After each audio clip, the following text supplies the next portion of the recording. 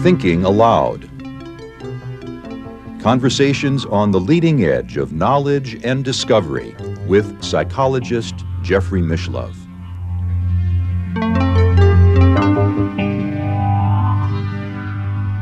Hello and welcome. I'm Jeffrey Mishlove. Today we're going to explore the future of remote viewing. With me is Joseph McMoneagle, one of the world's foremost remote viewers. He is co-author of ESP Wars, East and West, and author of a number of other books on remote viewing, including Remote Viewing Secrets, The Stargate Chronicles, Memoirs of a Psychic Spy, Mind Trek, and also The Ultimate Time Machine. Welcome again, Joe. Good to be here, Jeff. Maybe before we get into the future of remote viewing, we could define for our viewers who may not know what remote viewing actually is. Remote viewing is the ability, under protocol, the ability to describe a person, place, event, anything that's remote from you that you have absolutely no access to and no one's told you anything about. The protocol aside, it's very similar to what parapsychologists and others have called clairvoyance for the last 100 years. Yes, it probably is closer to clairvoyance because we don't know how the information gets to the psychic. We do know that it can be noise, taste, smells, visions. It could be anything all mixed together. You can have kinesthesia taking place, so almost anything. It's a controversial field because on the one hand, you participated in a government-sponsored program that ran for 20 years. And on the other hand, there are many, many people out there in the world today who A, either have no knowledge, or B, have a great deal of misinformation about it, or C, believe that it's impossible and could never have occurred in the first place. That's correct. All three groups. I'm not sure which one's the largest. Mm-hmm. But if we look toward the future of remote viewing, in the most positive sense, with your vast wealth of experience in the field, I should imagine you might have some recommendations for young people coming into the field of remote viewing today as to how they might have the best success with it. I think the number one thing I would say right off the bat, there's just a raft of information out there that's been done by valid, reputable scientists. Please read the data that they've produced because it tells you a lot about what it can't do and a lot about what it can do. One of the things that you mentioned to me earlier is that early on in the work, you had some interaction with the CIA, and their main concern is how can they protect U.S. government secrets from being remote viewed by foreign agents? That's exactly correct. That came very early in the program. Our initial operations, I would say within the first 6 months, were successful enough that they became concerned about how do you block this thing called remote viewing? How do you shield against it? And quite literally, there is nothing that we found so far that says you can shield against it. One of the issues, in fact, is that it fails enough on its own, Jeff. So you almost can't rely on it anyway, unless you have some very stable subjects that are, capable of producing very repeatable, reputational quality stuff. Now, you are a person who probably ranks amongst the very best remote viewers, working with the best teams available for the last nearly 4 decades. You've been surrounded by good researchers. Exactly right. And you've worked under conditions of double-blind protocols, the best all the way. I know you've done a large number of remote viewings that have been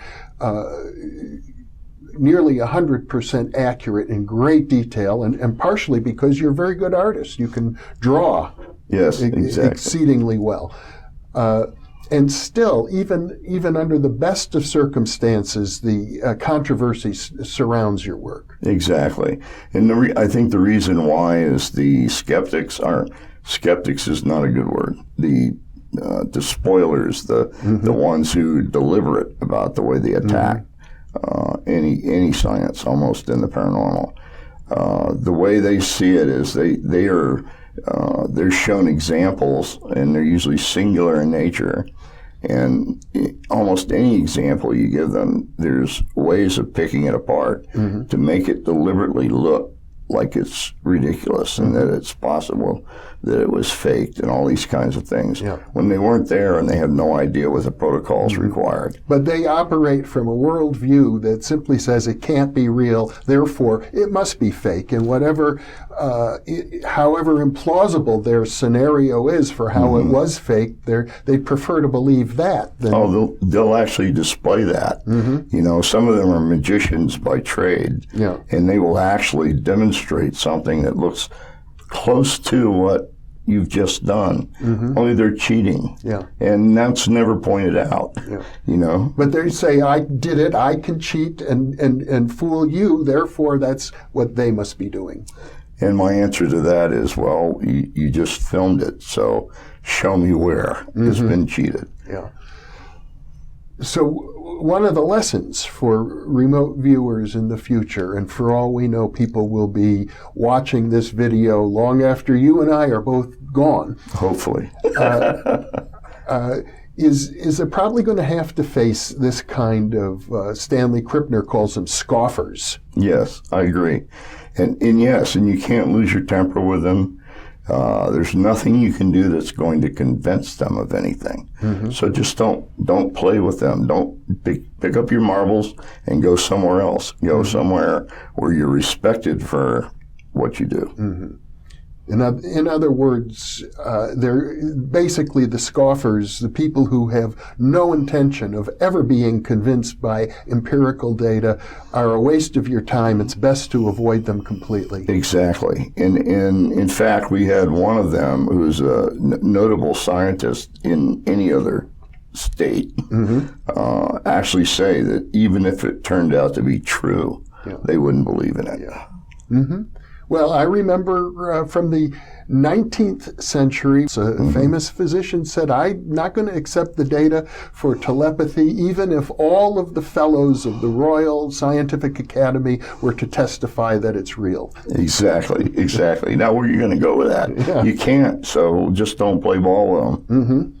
So that's an important recommendation, because parapsychologists and remote viewers many times they get very fervent, even evangelical. They want to convince the world, and that can be an enormous drain of energy. Well, not only that, but it's viewed as possibly coming out of left field. People say, well, we'll see how crazy that person is, that they have to have you agree with them about this. I have never asked anyone to believe what I do. What I've done is I've displayed it, if possible, on camera, following the protocols. By doing that, I hope that I can expose tens of millions of people to remote viewing under protocols, so they understand what it means and what it is and how it works. Now, a lot of people get exposed to the idea of remote viewing because there are different companies out there today, some of whom claim to have a lineage that dates back to the Stargate program under government sponsorship, and they claim that for a very high fee, they can train people to perform remote viewing with what they sometimes call military accuracy. Yes, exactly. And in all cases, they say 98 percentile or 100% perfect. That's never going to happen. Actually, in terms of how you even judge these things, it's got to follow a protocol in itself. So all those things are impossible. Not to mention that as soon as this thing called remote viewing was released onto the internet, at the outing, if you will, on Ted Koppel, the Tonight Show on Ted Koppel. Nightline, wasn't it? Nightline, that's right. Yeah, back in about 1996 or so. Exactly. Yeah. As soon as it was released, I found that I had been working with about 3,000 people in a tiny little office, and all of us knew each other. I don't know any of these people. At best, we probably had 50 people inside the building that we did remote viewing in. In other words, there are people out there claiming that they have government experience working professionally as remote viewers who you're questioning whether the truth of those statements. Oh, yeah, I question it very loudly. And it creates a problem because it muddies the waters. It's actually doing a disservice to a lot of good people who wind up paying a lot of money to these people to learn something, a skill which they already possess. I've never, up until recently when I was asked to take over the teaching of remote viewing at the Monroe Institute, I never taught remote viewing. And the reason I chose not to is because teaching someone what remote viewing is takes about 30 seconds. So why charge them anything? And all it is, it's a protocol laid over being psychic. In my view, all human beings have some degree of psychic functioning. It's part of our nature. So I can't morally or ethically sell them something that they already have. I can give them the rules, and I can tell them how they can go out and learn it, learn to improve it or stabilize it in some way. But beyond that, no. So a fundamental guideline for anybody who's viewing this video right now would be avoid expensive training programs. Yes, I would say that at the outset. Now, it's possible that there's someone that's selling, you can practice for 3 weeks with us and we'll guide you through your practice and help you in some way. Well, that's possible. But if they make a claim that it's better than 65, 60%, no, that's just not real. I think of you, actually. You remind me of Babe Ruth. He was a great baseball player, one of the greatest who ever lived. I think you even probably look a little like Babe Ruth. And he was known for hitting home runs, and rightfully so. But you have to evaluate his career statistically. He also had strikeouts. Exactly. There's a lot of times he never got to first base on a hit. But it's if you judge remote viewing the same way you judge baseball, I'd be a 450 hitter or 600 hitter, and I'd be the wealthiest batter in baseball today. But no, we're criticized way beyond that. No one has an expectation that 60% or 50% is good, when in fact it is. I remember at the beginning of our project in Stargate, one of the things that was unique to our targets is we didn't get the targets until everyone else had had their shot at them and failed. I think what you're referring to is not other remote viewers, but the other intelligence resources. Exactly. The CIA, DIA, DEA, FBI, all these other agencies had already taken their best shot at it, could not solve the problem. They eventually said, okay, give it to the crazy guys down the street. And we would solve many of those problems in a matter of hours. So if you have something that does that consistently 25% of the time, would you throw it away? I don't think so. Well, the interesting thing about the Stargate program to me is that for a while, you had a supportive environment. You were protected by your military superiors. You had good people working with you. You had researchers who were involved. But eventually, I gather that over time, the management of the project began to deteriorate. Exactly. And again, one of the problems is if you're associated with psychics or with remote viewing, your career dies instantly. And so the people that they had managing it were people that were going to be leaving the military within the next year or year and a half, who had been passed over for promotion 2 or 3 times. So they weren't exactly getting like the top of the pick, for management. So another guideline then for people in the future who want to launch successful endeavors, either within a government structure or within a private enterprise, is to pay attention to how the whole project is managed. Exactly. If you can't manage it in a moral, ethical, clean, detailed way, and be open to whatever anybody asks, to the point of even showing them how it's done, then you shouldn't be in the business. There should be competent management exactly as well. And I understand, and perhaps you can correct me if I'm wrong, that one of the pitfalls of the remote viewing project under government management was that there was a propensity to begin to try and use remote viewing to come up with information about targets that could never be empirically verified adequately. Oh my God, yes. You're reminding me of something now. Yes, many of the viewers in later years thought that they could use remote viewing to find out any little secret that they wanted to know about anything. And that included UFOs and the dark side of the moon, all these different things. Unfortunately, if you can't validate it with some other source, then it's of no use to anyone. In fact, remote viewing was never supposed to be used ever as standalone information. It was always used to either guide some other form of collection or to be compared against some other form of information that somebody had gotten their hands on. And if it validated one way or the other, then it could be used.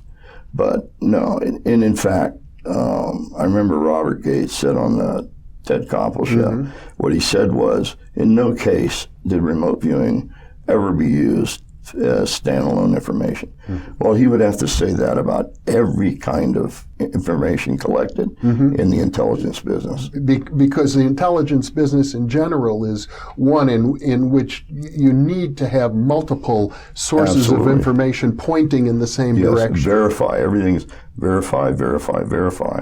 Because if you can't verify it, you wouldn't risk someone's life. You wouldn't make a decision that would risk anybody's life. And in the intelligence business, that's what it's all about. What about the question of selecting people to participate in a remote viewing project? What are the best guidelines you could offer for that?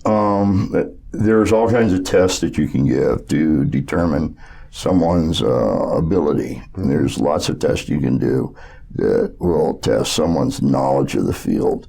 And there's even psychological tests for how well will they adapt, or will they change their approach to the one that's required to follow the protocol. All those questions are easily answered. The thing that can't be answered is you need to go and interview these people directly, and you need a psychiatrist or a psychologist that knows what they're doing to do that interview. Because if you're going to recruit somebody or hire somebody that is a total 100% believer and doesn't have any skepticism at all, you're treading in dangerous water. Someone who just buys it as it sits, that scares me. I would much rather have a skeptic say a little, maybe something's happening here, and I'm really interested in finding out if there is. That, to me, is a healthy approach. An honest skeptic. Absolutely, a definitely honest skeptic.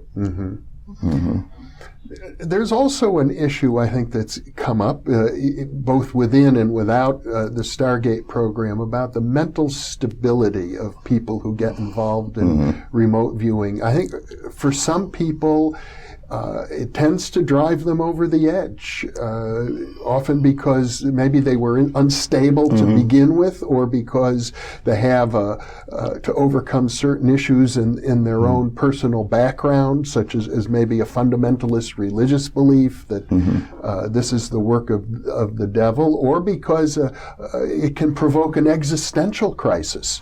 Well, I think the last thing you said is probably the critical one, that it's an experience that no one's had before.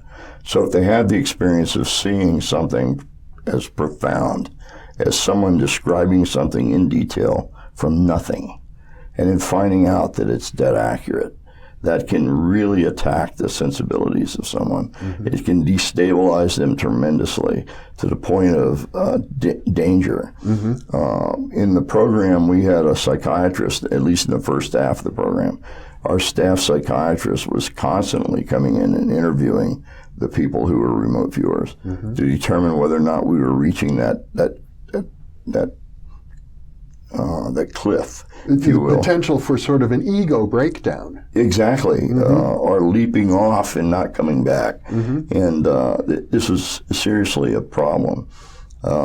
In our selection criteria was so difficult in the beginning that we were able to select people who could maintain that rationality about what they were doing and not make a big deal out of it. And I think that's important.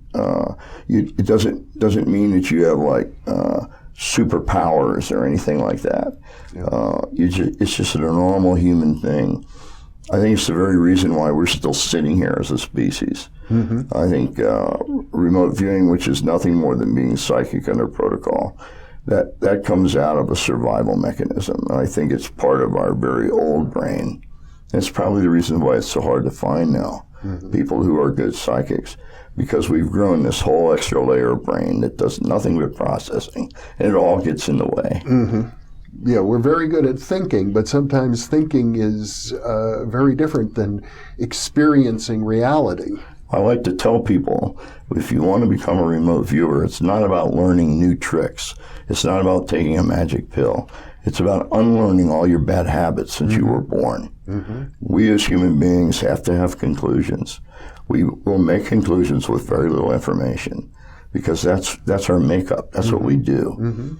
Our whole culture is set up like that. You know, the guy who gets to the boss with the answer first, he gets promoted. The guy who takes his time to get the real answer never makes it to the boss first. And that's the reason why we wind up with light bulbs for 100 years instead of LEDs. They stop too soon. That kind of thing. Well, now you've raised an interesting question, which is, when I think about the future of remote viewing, I'm very intrigued about the possibility that it could be used to help develop new technologies. And yet I wonder, because how do you empirically verify that other than do the work to develop the technology that might come through under remote viewing? Well, actually, it can be done. Where the problem comes in, or the rub, is the people that are working with the remote viewer can't tell you what he's working on. All he can do is give you information. And that information is kind of a raw type information. Because, in fact, the protocol is such that the remote viewer needs to be blind as to what he's working on. So the remote viewer is not being asked to tell you what he's working on. He's being asked to give you information in detail about what it is he's perceiving. So you need some highly trained people that are open-minded enough to take that information from the viewer and then apply it as they see what it means to whatever that function or object is that you're trying to improve or change. That may help. The other problem is concept. When you are looking at something in the past or in the present, conceptually how it works and why it's there exists. If you go too far into the future, a couple days in some cases, you're now dealing with a pig with 5 legs and not 4. You have no idea why the information is put together the way it is. It's the concept or the conceptualization for what's real and not real hasn't happened yet. So it makes it, you have no framework to put the information in. But do you think that in a situation where you have talented people and good management, maybe like a skunkworks situation that some corporations have to develop new technologies, remote viewing could be an important contributor? Absolutely. I can even give you an example. Okay. I work for a corporation, I won't tell you where, but I worked for a major corporation that had a number of imprints in books. These books had to do with child learning. They started at K and went all the way up through, I think, 8th. So there was a lot of books. I mean, hundreds and hundreds of prints. I think, in fact, they had 4 or 5 imprints. The boss came to me, the CEO, and he basically said, I want to know where this company's going to be in 25 years. Oh. And he said that to me back in the 1980s, 1986, 1987 time frame. I actually went out and devised a method for looking ahead without knowing what I was looking for and collecting the data and trying to put it together in some logical fashion. What I came up with, as I said, small children need to learn how to use small computers.